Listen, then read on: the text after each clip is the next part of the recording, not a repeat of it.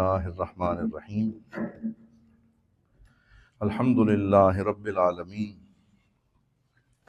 والعاقبۃ للمتقین والصلاة والسلام علی سید الانبیاء والمرسلین وعلی آلہ واصحابہ وعترتہ اجمعین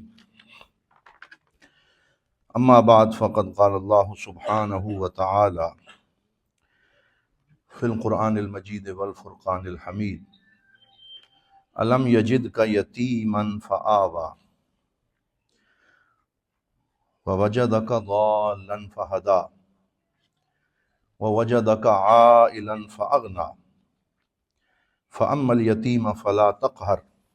وأما السائل فلا تنہر وأما بنعمت ربک فحدث۔ صدق اللہ مولانا العظیم وبلغنا رسولہ النبی الکریم ونحن علی ذلک لمن الشاہدین والشاکرین والحمد للہ رب العالمین۔ تمام احباب محبت سے ادب سے حضور کریم کی بارگاہ میں درود پاک پڑھیے۔ الصلاۃ والسلام علیک یا سیدی یا رسول اللہ، الصلاۃ والسلام علیک یا سیدی یا حبیب اللہ، الصلاۃ والسلام علیک یا رحمۃ للعالمین وعلی آلک واصحابک یا سیدی یا شفیع المذنبین ویا جد الحسن والحسین۔ معزز و محتشم برادران اسلام، اللہ رب العزت کے فضل و کرم سے ہم سب جامع مسجد امیر السالکین رحمۃ اللہ تعالی علیہ کے پرنور ماحول میں حاضر ہیں۔ دعا ہے اللہ تعالی ہم سب کی حاضری اپنی بارگاہ میں مقبول و منظور فرمائے۔ آج کے اس جمعۃ المبارک کی نشست میں سورہ والضحیٰ کی ایک دو آیات پڑھنے کا شرف حاصل کیا ہے، جن میں اللہ رب العزت نے ایوا کا معنی بیان فرمایا، اور ایوا یہ آوا یؤوی کا مصدر ہے، جس کا مطلب ہوتا ہے پناہ لے دینا یا کسی کو اپنی آغوش میں لے لینا۔ اور اللہ رب العزت نے اپنے حبیب صلی اللہ علیہ وسلم سے ارشاد فرمایا الم یجدک یتیما فآوی، کہ اے میرے حبیب مکرم، کیا ہم نے آپ کو یتیم پا کر پناہ نہیں دی؟ یہ استفہام کا اسلوب اختیار کیا گیا، تو آسرا، آغوش، گود اور بازو میں کسی کو لے لینا اسے ایوا کہتے ہیں۔ اور یہ ایسے لفظ ہیں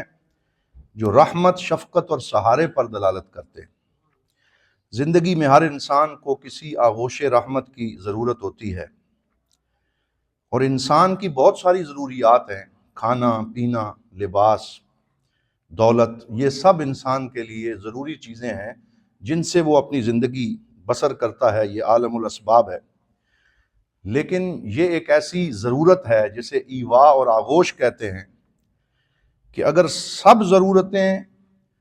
پوری ہو جائیں اور یہ ضرورت پوری نہ ہو اور کسی کی آغوش رحمت میسر نہ آئے تو انسان کے لیے باقی ساری چیزیں بھی بے معنی ہو جاتی۔ اور اگر باقی کوئی ضرورت پوری نہ ہو لیکن انسان کو یہ والی نعمت میسر آ جائے تو پھر وہ اپنے آپ کو مضبوط محسوس کرتا ہے، سیراب رہتا ہے، مطمئن رہتا ہے۔ تو کسی کی آغوش، کسی کے سہارے میں آنا، کسی اہل محبت کے بازوؤں میں ہونا، اس کو احتوا بھی کہتے ہیں عربی زبان میں۔ اور اس آسرے کے بغیر انسان اچھی زندگی نہیں گزار سکتا۔ یہ جو سائیکالوجی ہے، یہ جسے علم النفس کہا جاتا ہے، اس کے ایک بڑے عالم ہیں جن کا نام ہے مارٹن سلیگمین۔ تو وہ علم نفس کے حوالے سے یہ چیز بیان کرتے ہیں، The stress is beneficial for human۔ وہ کہتے ہیں کہ انسان کی زندگی میں جو سٹریس ہوتا ہے، پریشر ہوتا ہے، دباؤ ہوتا ہے، حالات کا دباؤ ہوتا ہے، وہ انسان کے لیے بعض اوقات مفید ثابت ہوتا ہے۔ کیوں کہتے ہیں؟ It makes the brain cells in a state of activeness، کہ جب انسان کے اوپر سٹریس اور دباؤ آتا ہے تو وہ اس کے ذہن کے تمام خلیوں کو ایکٹیو رکھتا ہے، اور انسان پوری تندہی کے ساتھ اور جو ہے وہ بہت زیادہ چست اور چوبند ہو کر اپنی زندگی گزارتا ہے، جو سٹریس میں ہو. یعنی سٹریس کی دو قسمیں ہیں، ایک گڈ سٹریس ہے اور ایک بیڈ سٹریس ہے. اور بیڈ سٹریس وہ خطرناک شے ہے جو انسان کو تنہائی اور اکیلے پن اور کمزوری کا احساس دلاتا ہے. کوئی ایسا پریشر انسان کی زندگی میں آ جائے کہ وہ اپنے آپ کو کمزور محسوس کرنے لگے، اکیلا محسوس کرنے لگے، تو اس وقت اس کی تنہائی اور اکیلے پن کو جو شے دور کر سکتی ہے وہ آغوش ہے. اور بندہ پریشانی میں ہو تو وہ فوراً اپنی ماں کے پاس جاتا ہے اور اس کا ہاتھ اپنے سر پہ رکھتا ہے اور اس کے پہلوؤں میں آ کے وہ اپنے لیے امن، چین اور رحمت تلاش کرتا ہے. تو کمزوری میں یہ چیزیں آسرا بنتی ہیں اور انسان ہی انسان کو مکمل کرتا ہے. اور ہم جس زندگی میں رہتے ہیں لوگ ہی لوگوں کا سہارا بنتے ہیں. یہی وجہ ہے کہ جب لوگ کسی دوسرے ملک میں سفر پہ جاتے ہیں اور کہتے ہیں جی ہم پردیس چلے گئے، تو سال کے بعد، 6 مہینے کے بعد، 2 سالوں کے بعد انسان کا دل ہوتا ہے کہ وہ واپس اپنوں میں لوٹے، وہ اسی آغوش کے لیے اور اسی اپنوں کے سہارے کے لیے واپس آتا ہے، ورنہ انسان جہاں رہے وہ رہ سکتا ہے. اسی طرح بعض لوگ کہتے ہیں جی میں جہاں بھی رہوں مجھے دفن اپنی سرزمین میں کیا جائے. کیوں دفن اپنی سرزمین میں کیا جائے؟ کہ وہ مرنے کے بعد بھی اپنوں میں رہنا پسند کرتا ہے، کہ اپنوں کا ماحول اور اپنائیت اسے نصیب رہے. اسی طرح جب کوئی ناراض ہو، کسی کی بیوی ناراض ہو، تو وہ ماں باپ کے پاس جا کے اس آغوش اور سہارے کی بات کرتا ہے. کسی کا باس ناراض ہو جائے تو وہ دوستوں کے پاس جا کے اپنے دل کی جو بپتا ہے وہ سناتا ہے. کسی کی ماں باپ سے غلط فہمی اللہ نہ کرے ہو جائے تو وہ دوستوں میں جا کے اپنے دل کو ہلکا کرتا ہے. لیکن اگر ساری دنیا نالاں ہو جائے اور سامنے کھڑی ہو جائے اور کوئی مرض انسان کو گھیرے میں لے لے، کوئی مشکل مقام آ جائے، کوئی مدد نہ کر سکے، کوئی انسان کے دل کی کیفیت کو سمجھ نہ سکے اور انسان اپنے آپ کو شرمندہ محسوس کرے اور وہ یہ سمجھے کہ میں اگر اپنے دل کا درد کسی کو بتا بھی دوں تو اب میری کوئی مدد نہیں کر سکتا،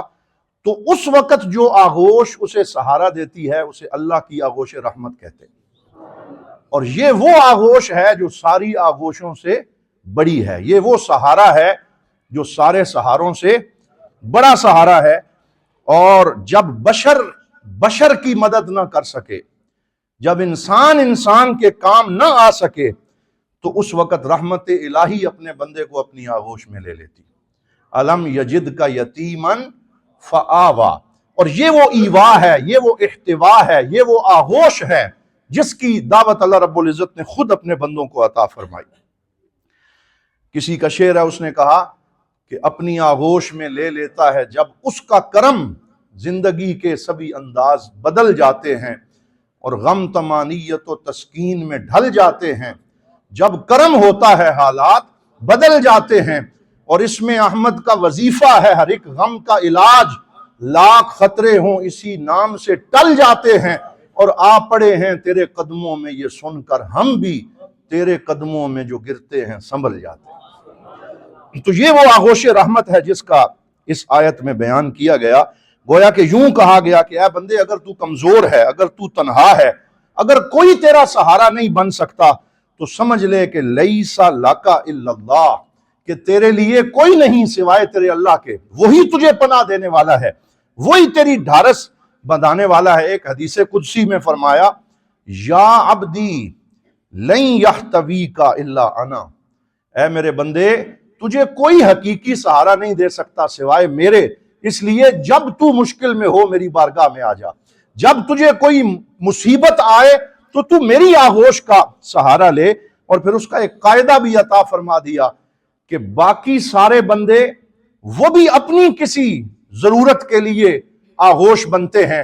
لیکن ماں کی رحمت کیونکہ اللہ کی رحمت کا پرتو ہے تو وہ بے لوث آغوش ہے کہ جو ریٹرن مانگے بغیر اپنے بیٹے کو سہارا دیتی ہے. اسی طرح اللہ تعالیٰ اپنے بندے سے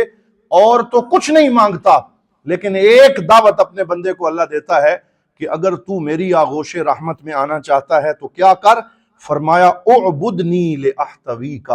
تو میری عبادت اور بندگی کر تاکہ میں تجھے اپنی آغوش میں لے لوں۔ تو اللہ کی آغوش میں رہنے کے لیے بندگی ضروری ہے، عبادت ضروری ہے، سجدہ ضروری ہے۔ یہی وجہ ہے جو آدمی جس محبت سے سجدہ کرتا ہے اللہ تعالیٰ اسے اتنی ہی زیادہ اپنی آغوش رحمت عطا فرماتا ہے، اتنا ہی زیادہ اسے اپنا آسرا عطا فرماتا ہے۔ تو اس حوالے سے سیدی احمد ابن عطا اللہ سکندری جو مصر کے مشہور صوفی بزرگ ہیں، انہوں نے الحکم العطائیہ کے نام سے کتاب لکھی جس میں 365 حکمتیں درج کی، اکثر ہم اسے بیان کرتے رہتے ہیں۔ تو آغوش اور ایوا کے حوالے سے جو انہوں نے بات لکھی ہے وہ میں سمجھتا ہوں کہ زندگی کا ایک قاعدہ ہے جسے ہمیں اپنی زندگی میں شامل کرنا چاہیے۔ فرماتے ہیں اعبدہ لیحتویک برحمتہ، کہ اے بندے تو اس اللہ کی عبادت کر تاکہ وہ تجھے اپنی رحمت کی آغوش میں لے لے، وحنانہ، اور اپنی محبت عطا فرمائے۔ فَأَنْتَ بِغَيْرِ احتواء اللہ لَكَ وحیداً ضعیفاً فی هذه الدنیا، تو اللہ رب العزت کے آسرے اور اس کی آغوش کے بغیر اس دنیا میں اکیلا بھی ہے، کمزور بھی ہے، اور تیرا کوئی آسرا نہیں ہے۔ فَهُوَ إِمَّا أَن يَحْتَوِيكَ مِنْ عِنْدِهِ مُبَاشِرَةً أَوْ يُرْسِلُ لَكَ مِنْ عِبَادِهِ مَن يَحْتَوِيكَ، فرمایا جب تو اللہ کی پناہ میں آئے گا تو یا اللہ ڈائریکٹ تجھے اپنی آغوش عطا فرمائے گا، یا اپنا کوئی بندہ بھیجے گا جو تجھے اپنی آغوش میں لے لے گا، یا اپنا کوئی بندہ مقرر کرے گا جو تیرے لیے زندگی کی راہوں کو آسان کر دے گا۔ یہ سارے اس کے وسیلے ہیں اور اس کے کرم کی باتیں ہیں۔ تو اس لیے پریشانی میں جب انسان ہو تو فرمایا کہ پھر خاموش ہو جائے، پھر قبلہ رو ہو کے بیٹھ جائے، کوئی اسے نہیں سن رہا، وہ اپنے دل میں اللہ کو پکارے اور اپنے دل میں اپنی آواز کو بلند کرے یا رب، اور اس کی آواز کوئی نہ سن رہا ہو اور وہ اپنے دل ہی دل میں اللہ کو پکارے، جیسے حضرت ہود علیہ السلام نے اللہ کو پکارا تو پکار سنائی نہیں دی، صرف اتنا سنائی دیا یا ان ربی قریب مجیب، کہ میرا رب میرے قریب بھی ہے اور میری پکار پہ لبیک کہنے والا بھی ہے۔ تو اللہ نے اگلی آیت میں فرمایا فاستجبنا لہ، ہم نے اپنے بندے کی ندا کو سن بھی لیا اور اسے اپنی جناب سے قبولیت بھی عطا فرما دی۔ تو یہ وہ ایوا ہے کہ خاموشی میں بھی جب انسان اپنے دل میں اپنے رب کو پکارتا ہے تو اللہ رب العزت اس کی اس پکار کو قبول فرما لیتا ہے۔ اس حوالے سے جو نمونہ اور نموذج اور جو خوبصورت مثال قرآن میں دی گئی ہے وہ سیدہ مریم سلام اللہ علیہا کی مثال ہے۔ وہ اکیلی تھیں اور ساری زندگی تنہائی میں گزاری، لیکن عبادت کو اپنے لیے انہوں نے زندگی کا راستہ بنایا۔ مسجد اقصیٰ کے ایک کونے میں پناہ لی اور ان کی ماں نے ان کو نظر کر دیا تھا اللہ تعالیٰ کی بارگاہ میں، اور ان کا والد عمران وہ ان سے پہلے ہی وصال کر گئے، اور پھر ماں بھی فوت ہو گئیں، اور حضرت زکریا نے ان کی کفالت فرمائی، پھر حضرت زکریا بھی شہید کر دیے گئے،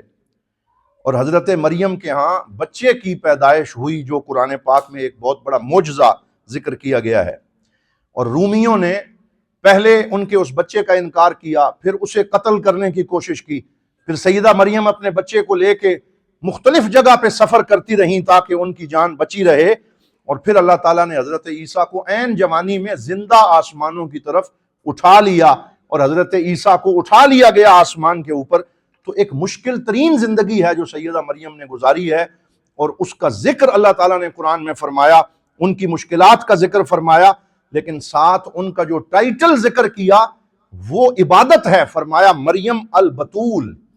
یعنی کائنات میں بتول نام کی دو ہی خواتین ہیں،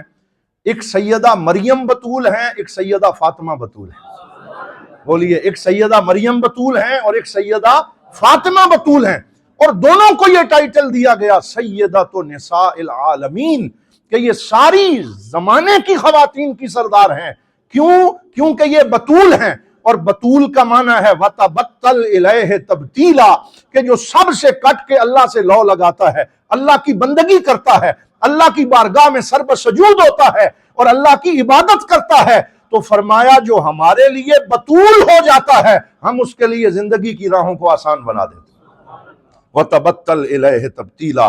اور ان کو مریم البتول کا لقب بھی ملا، مریم العابدہ مریم المتضرعہ للعبادہ، مریم الساجدہ، یہ ان کے القابات قرآن کریم میں ذکر کیے گئے۔ اور اللہ رب العزت نے خاص طور پہ ان سے فرمایا، اے مریم تیری زندگی بڑی مشکل ہے تو کیا کر، یا مریم اقنتی لربک واسجدی وارکعی مع الراکعین، کہ اے مریم اگر تو میری آغوش میں آنا چاہتی ہے، میرے ایوا میں آنا چاہتی ہے اور اپنی زندگی کو آسان بنانا چاہتی ہے تو اے مریم اپنے رب کی عبادت کر، اپنے رب کی بارگاہ میں سجدہ کر اور رکوع کرنے والوں کے ساتھ رکوع کر، ان کو یہ حکم دیا گیا۔ اور علماء فرماتے ہیں کہ 34 مرتبہ قرآن میں سیدہ مریم کا ذکر آیا ہے۔ بولیے کتنی دفعہ؟ 34 دفعہ۔ اور ایک دن میں جتنے فرض نمازوں کے سجدے ہیں وہ بھی 34 ہیں، اور ان کا ذکر بھی 34 مرتبہ قرآن میں آیا۔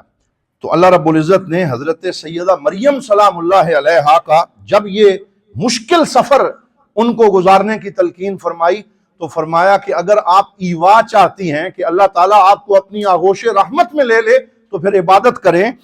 یا مریم اقنتی لربک واسجدی وارکعی مع الراکعین، اور 34 مرتبہ قرآن میں ان کا تذکرہ آیا۔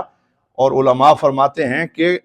سجدے بھی جو فرض نمازوں کے ہیں وہ 34 ہیں، گویا کہ عبادت اور سیدہ مریم لازم و ملزوم ہیں کہ انہوں نے اپنے لیے عبادت کے سفر کو اپنایا اور عبادت کو اختیار کیا، تو اللہ رب العزت نے ان کا یہ مقام ذکر کر دیا کہ یا مریم ان اللہ اصطفاکی وطہرکی واصطفاکی علی نساء العالمین، کہ اے مریم تو نے میری بندگی کی ہے اور میرے لیے تبتل اختیار کیا ہے اور تو میرے لیے بتول بنی ہے، تو اب ہم تجھے یہ جزا دیتے ہیں کہ ہم نے پوری انسانیت میں سے تجھے چن بھی لیا، تجھے پاک بھی کر دیا اور تجھے ساری کائنات کی خواتین کی سرداری بھی عطا فرما دی۔ تو یہ وہ تبتل ہے اور یہ ان کا وہ مقام عبادت ہے جسے قرآن حکیم میں ذکر کیا گیا کہ اللہ تعالیٰ اسے اپنی آغوش رحمت عطا کرتا ہے جو اس کی بارگاہ میں سجدہ ریز ہوتا ہے۔ اور پھر یہ بھی ذکر کیا کہ وَلَمَّا دَخَلَ عَلَيْهَا زَكَرِيَّا الْمِحْرَابَ وَجَدَ عِندَهَا رِزْقًا، کہ جب حضرت زکریا ان کے محراب عبادت میں جاتے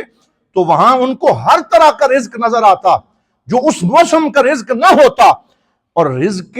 ظاہری بھی نظر آتا اور رزق معنوی بھی نظر آتا، ہر طرح کا رزق نظر آتا۔ اور وہ پوچھتے یا مریم انا لک ھذا،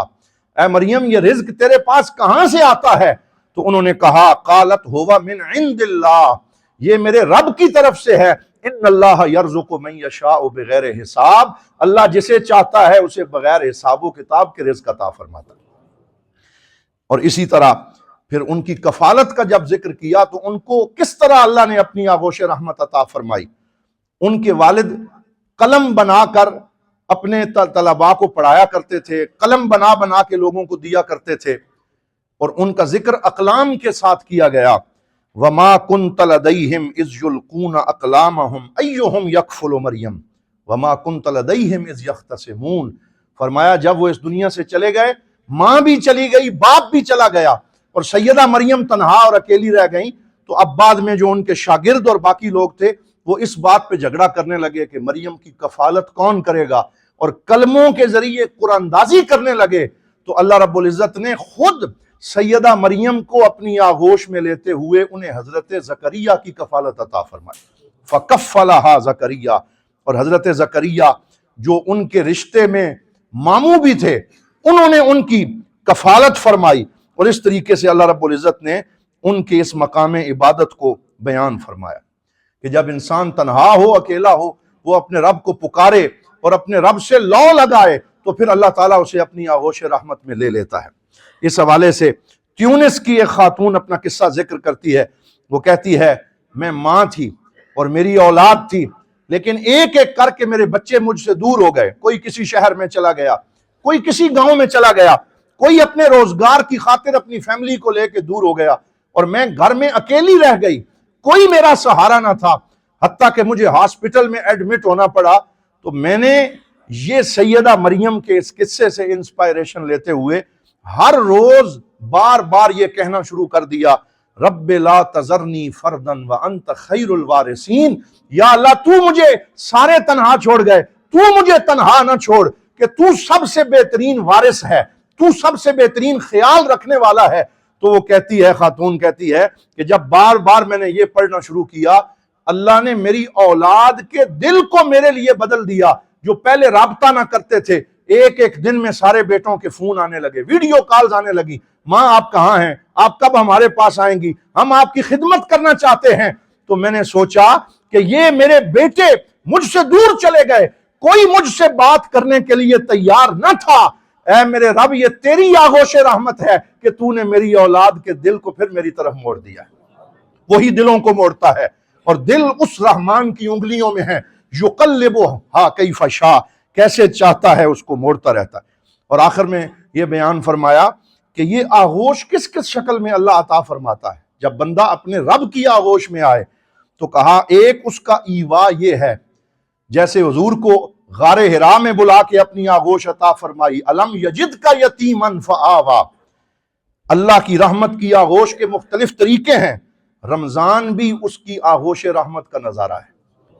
اور دعا بھی اس کی آغوش رحمت کا نظارہ ہے کہ مانگو میں عطا کرتا ہوں، اور نماز بھی اس کی آغوش رحمت کا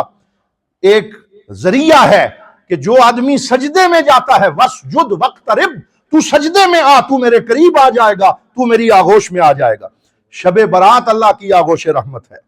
لیلۃ القدر اللہ کی آغوش رحمت ہے، مدینہ منورہ اللہ کی آغوش رحمت ہے، اور روضہ رسول اللہ کی آغوش رحمت ہے، اور عمرہ اور حج اللہ کی آغوش رحمت ہے، اور اس میں پھر نوافل اللہ کی آغوش رحمت ہے۔ کان رسول اللہ اذا فزعہ امر ہرا الی الصلاۃ، کہ جب حضور صلی اللہ علیہ وسلم کو کوئی مشکل پیش آتی فوراً وضو کر کے نماز کے لیے کھڑے ہو جاتے۔ توبہ اللہ رب العزت کی آغوش رحمت ہے، اور اللہ نے اپنی جنتوں میں سے ایک جنت کا نام جنت المأوا رکھا ہے، اور مأوا اسی ایوا سے ہے، یعنی جو دنیا میں تنہا رہ جائیں، جو دنیا کے دکھوں کے ستائے ہوئے ہوں، اللہ فرماتا ہے میں انہیں جنت مأوا عطا فرماتا ہوں کہ آؤ تمہارے دکھوں کا مداوا میں تمہارا رب کرتا ہوں۔ تو حضرات محترم، یہ وہ اللہ رب العزت کی رحمتوں کے مختلف نظارے ہیں جو اس نے اپنے بندوں کے لیے رکھے ہیں۔ دعا ہے اللہ رب العزت ہم سب کو اپنا قرب بھی نصیب فرمائے، اور اپنے پاک نبی صلی اللہ علیہ وسلم کی تعلیمات اور سنتوں پہ عمل کرنے کی توفیق عطا فرمائے۔ وآخر دعوانا ان الحمد